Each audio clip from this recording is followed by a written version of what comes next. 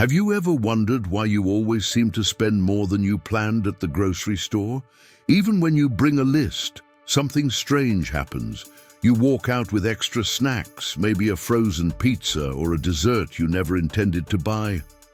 That's not just you being impulsive, that's a design. Grocery stores are not just places to buy food. They are carefully crafted behavioral environments. Every aisle, every shelf, every turn is part of a psychological map that influences your movement, your choices, and most importantly, your spending. Today, we're unpacking the hidden strategy behind supermarket layout design and how stores manipulate your flow through space to make you buy more. This is known as store flow manipulation, and once you understand it, you'll never shop the same again. Let's start with something simple. Why is the milk always in the back? Think about it. Milk, eggs, bread, these are staples. Most people come in to buy at least one of them, but stores don't make it easy. They make you walk all the way to the far end of the building. This isn't a mistake. It's a classic grocery store design trick. By forcing you to walk through several aisles to reach your essentials, they increase what's called exposure opportunity. The more products you pass, the higher the chance you'll add something else to your cart. Maybe a bag of chips, maybe a candle, maybe something you didn't even know you wanted. Now let's talk about entrance flow. Most supermarkets are designed so that you enter on the right side and flow counterclockwise through the store. This is because most people are right-handed and tend to turn right when given the option. That initial right-hand turn leads you directly into what retailers call the decompression zone. This is the first 5 to 10 feet of the store. It's open, bright, and welcoming. It gives your brain a chance to slow down and transition from outside mode to shopper mode. You'll often see seasonal promotions or colorful displays here, not because they're convenient, but because they prime your brain to start browsing. Now here's where things get even more strategic. Right after the decompression zone, you typically walk into the produce section. Bright colors, fresh smells, and wide open spaces make you feel healthy and energized. That's intentional. This is the health halo effect. By placing fruits and vegetables near the entrance, you subconsciously feel like a responsible shopper. That emotional boost makes you more likely to indulge later. Grab a head of lettuce, and suddenly it feels okay to throw in a frozen pie. This is how store layout strategy quietly influences emotion. Next, let's talk about the power aisle. This is the main artery of the store, running along the perimeter or down the center. The power aisle is usually wider and more open than the others. It directs your movement through the store and branches off into smaller aisles filled with more specific categories, like snacks, frozen foods, or cleaning supplies. The layout forces you to zigzag. Every aisle ends with an Endcap display, a visual speed bump that interrupts your movement.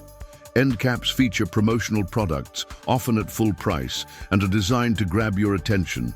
You think they're on sale, but they're not. They're just strategically placed. You may have also noticed that staple items are spread far apart. Milk is in the back, bread is on the left, meat might be on the far opposite wall. Why? Because spreading essentials across the store increases foot traffic. It forces you to travel through more zones and see more stuff, just to get what you need. This is called store flow manipulation. It's the art of guiding you on a path that benefits the retailer, not you. The goal is to maximize time spent in-store because more time equals more opportunity to trigger impulse buys. Let's break down one more trick, the racetrack layout. Some stores are designed in a circular or square loop that encourages continuous movement. Think of it like IKEA, but for groceries. You're being nudged forward past every department in a loop that feels natural, even though it's completely manufactured. Inside that loop, you'll find secondary paths, smaller aisles, narrow passages, and cross shelves that break your rhythm and make you slow down. This is deliberate. When you slow down, you browse. When you browse, you spend. Another subtle element is lighting and sound. Areas like produce and bakery are lit warmly to enhance colors and texture, while dry goods and canned food may be under cooler, neutral lights. Background music is often slow and soothing. This is to reduce your shopping pace, because slower shoppers statistically buy more. And let's not forget product placement within each aisle. High-margin items are placed at eye level. Kid-focused products, like sugary cereals, are placed at kid eye level. Cheaper alternatives are placed higher or lower, out of your natural range. This is part of the supermarket layout strategy that capitalizes on convenience and visibility. Even the flooring plays a role. Narrow tiles make your cart rattle and slow you down. Carpeted areas create comfort and relaxation. This affects your body language, your perception of time, and ultimately, your decision-making. Now let's go back to that original thought. Why do we overspend even when we plan? The answer is simple. Because the entire store is built to make you do just that. It's not just the signs or the sales, it's the path you walk, the lighting you feel, the music you hear. It's a full sensory experience designed to disarm your logic and activate your habits. But here's the good news. Now that you're aware of these grocery store design tricks, you can begin to take control. Shop with a list and stick to it. Start at the back of the store and work your way forward. Use smaller baskets if possible. Scan top and bottom shelves, not just what's in front of your eyes.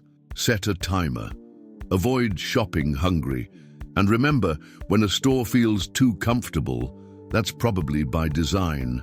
You're not weak for overspending. You've just been outmaneuvered by a system built on behavioral science. But once you see the blueprint, you can beat it. If this video helped you understand the hidden strategies behind your local grocery store, make sure to subscribe for more breakdowns on supermarket tricks, pricing psychology, and everyday consumer traps. This is Smart Buyer Files, where we decode the retail world and help you shop smarter. New videos every few days. Until next time, walk with purpose, question the layout, and remember, nothing in that store is random. And just before you go, here's one final thing to keep in mind. Even the carts are part of the strategy. Modern shopping carts have doubled in size over the past few decades, not just for convenience, but to make your purchases feel small in comparison. A half-full cart in a giant frame makes you think you still have room for more. It's not about storage, it's about psychology. So next time you roll down those polished aisles, take a moment to notice the path beneath your feet. The colors, the spacing, the angles. It's not chaos, it's choreography. You're not just shopping for groceries, you're walking through a script someone else wrote for you. And now that you've read the margins, you can decide how the story ends.